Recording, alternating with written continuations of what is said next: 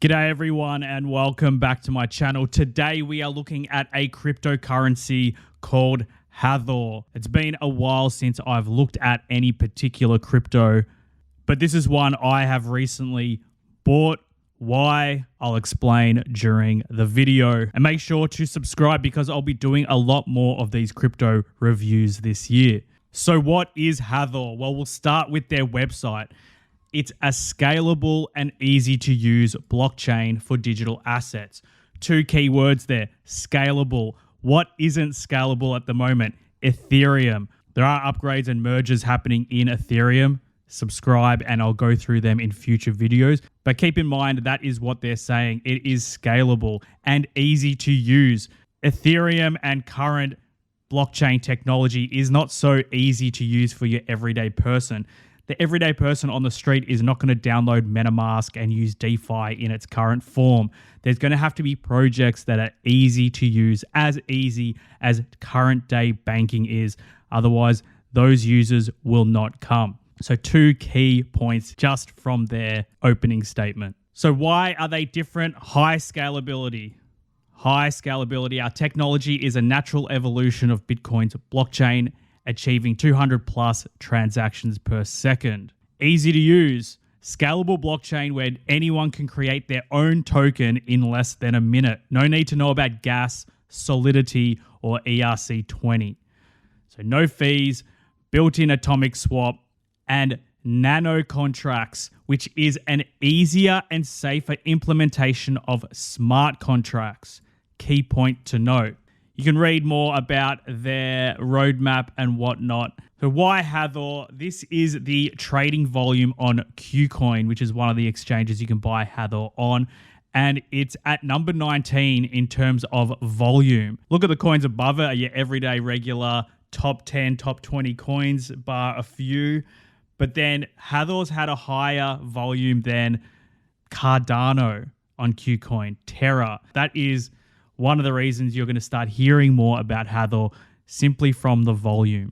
Okay, this article goes into a few more details around Hathor, but what I wanted to bring up was this point. Hathor was born from a PhD thesis at FGV, which is a higher education institution in Brazil, under the guidance of Professor Alexandra Linhares. So it was born out of a PhD, which is this guy who has a PhD in computer science. And it says here, my PhD was in algorithms and he's playing with computational cognitive models. Interesting to note that it comes from quite an intellectual background, as a few other projects have as well. This is a more detailed article that tells you everything you should know about Hathor. So let's dive into why is something like Hathor needed? Bitcoin is limited in terms of scalability and applications. Does the anatomy of the Hathor network overcome these kinds of limitations? Basically, it's a blockchain inside a DAG. When the number of transactions is low, the blockchain ensures security. When the number increases, the DAG takes over. What makes Hathor different? It's been designed to resolve quite a few issues prevalent in current mainstream blockchains. Heavy transaction fees.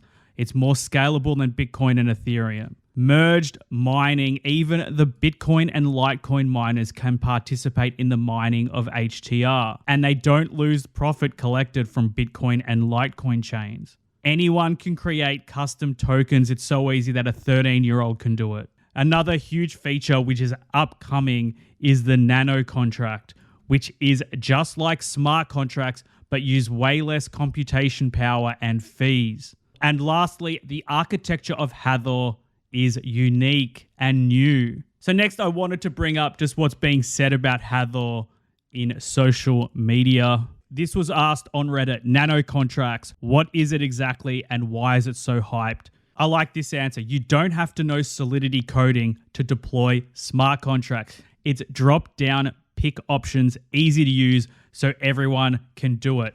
You don't have to know Solidity, how to program on Ethereum. You can just use a template, drop-down menus to create a smart contract. What do you think mainstream people, regular people who aren't in crypto, who aren't in tech, are more likely to want to use? More information about nano contracts if you want more details, and more about Hathor Labs and the team. Next, I wanted to pull up a few tweets that caught my eye when talking about Hathor. This tweet lists potential upcoming catalysts of price increases for Hathor, or price decreases if these things don't happen, or there's some sort of problem with one of these. So we've got nano contracts, which are upcoming, Hathor swap, NFTs, T1 listing, and a halving, which should happen tomorrow based on when I'm making this video. So this person thinks $50 up is where we could go for Hathor. But of course, you have to take these tweets with a grain of salt. But of course, these are the potential price catalysts. Another tweet I saw was this, the NFT minting experience on different blockchains, Solana versus Hathor. You can see on Hathor, you can create in just a few clicks, mint with no gas fees, list with no gas fees. So one of the major advantages they're saying about Hathor is no gas fees. Next up, this thread, HTR about to go parabolic, and you'll understand why. It uses the same Bitcoin algorithm for mining. Therefore, all BTC miners can mine HTR at no additional cost, enabling high business scalability and fast transactions. That was in the article I just read out. So this is one of the key advantages. At Hathor, transfers have no fees when sending or receiving tokens. It's intended to meet the needs of a mainstream crypto usage, given that companies will be able to easily create new tokens on the network. This will be the narrative for the next few years. That's how early you are on this project. The economic model will follow a 1-to-100 ratio. If the asset has a supply of 100 million, it will be necessary to deposit 1 million Hathor in the contract to issue a new token in the network. This means that the demand for Hathor will increase even more when new projects are launched. The sooner you acquire Hathor, the more firepower you will have to invest in innovative proposals on the platform. The market has already recognized the true value of Hathor and is certainly much higher than we see today. Just do a little research on Twitter and see who is excited about the project right now. People calling it a meme token. The entire Hathor technology was conceived from a doctoral thesis. As I mentioned earlier, Hathor will complete 2 years of mainnet on January the 7th, and the gift will be the halving. So let's see what happens after the halving. Found this tweet as well, comparing it to AVAX, similar to the Solana comparison, so no gas fees. All right, yeah, so this is talking about the volume. I haven't seen this for months. 24 hours, Hathor volume was higher than Kadena volume.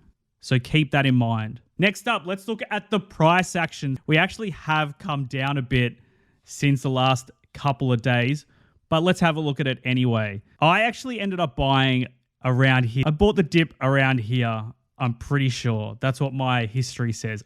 I actually bought this crypto and I forgot that I even bought it. It was in my watch list for a while. Obviously, it would have been nice to come in and buy it around here. Let's see the let's see the all-time. Okay, so it was kind of, yeah, it would have been nice to buy it around here. Let's go back to the 3-month. There's a lot of activity here. I saw it got over $2 and then it dipped, got in around here, and then I forgot about it. I didn't even check. So you can see it would have been nice around here, but then it came down. I would have been worried around here if I did check. So this would have been a nice entry as well, obviously. And then it's done good things, and then it's kind of gone back above $2, but then in the last few days, it's come down. You need to ask yourself, do you think this is as low as it's going to get, or can you see it coming down a bit lower? Is the support more around here, or is the support more around here? Next, I just wanted to show what if Hathor becomes a top 100 crypto. Let's use SushiSwap. Let's use SushiSwap, which was near $1 billion. So if Hathor became a top 100 crypto and got to about the $1 billion mark, let's use SushiSwap as the example.